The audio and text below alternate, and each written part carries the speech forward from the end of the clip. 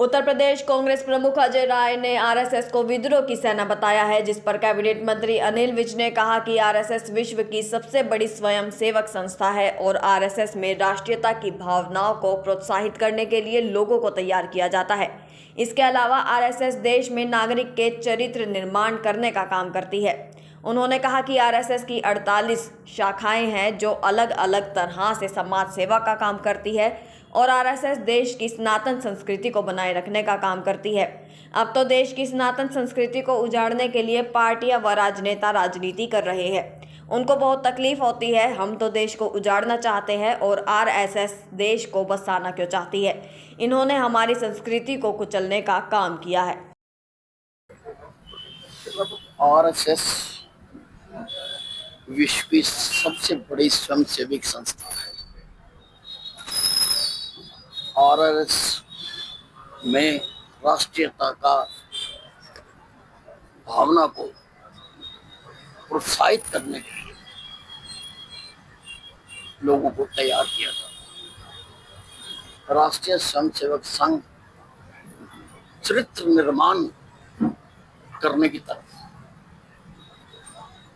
देश का जो चरित्र निर्माण है, नागरिकता है, उसके लिए काम करते हैं। राष्ट्रीय स्वयंसेवक संघ की 48 शाखाएं हैं जो भिन्न भिन्न क्षेत्रों में, समाज सेवा के क्षेत्रों में काम करती हैं, जैसे वनवासी कल्याण आश्रम। ऐसी अनेकों देश के अलग अलग भिन्न भिन्न क्षेत्रों में स्वदेशी जागरण मंच, देश की जो सनातन है, देश की जो सनातन संस्कृति है, उसको बनाए रखने के लिए काम करते हैं।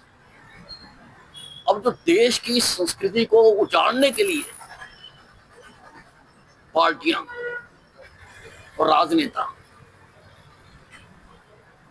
राजनीति कर रहे हैं, उनके पेट में तकलीफ होना तो वाजिब है।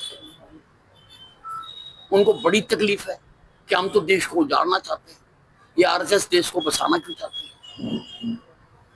और 50-60 साल के राज में इन्होंने हमारी संस्कृति को कुचलने का काम किया है, हमारी मान्यताओं पर प्रहार करने का काम किया है। राम मंदिर भी तभी बना जब केंद्र में बीजेपी की सरकार आई, जो करोड़ों भारतीयों का श्रद्धा का केंद्र है। कश्मीर से धारा 370 भी तभी खत्म हुई जब केंद्र में बीजेपी की सरकार आई। तुमने क्यों नहीं खत्म करा दी? तुम्हारा तो 2/3 बहुमत भी रहा, क्योंकि तुम तो चाहते हो देश में मारकाट होती रहे, मारकाट होती रहे तो श्रद्धांजलि समारोह होते रहे। इसके सिवा तो तुमने कुछ नहीं करा।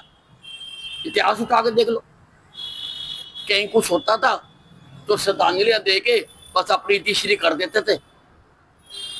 प्रधानमंत्री नरेंद्र मोदी ने पाकिस्तान में घुस के मारा। ये संघ से संस्कारित लोग ही कर सकते हैं। अब इनकी पीड़ा का तो हमारे पास कोई इलाज नहीं, लेकिन देश इनको हर मकाम पर सबक सिखाता आ रहा है और सिखाता रहेगा।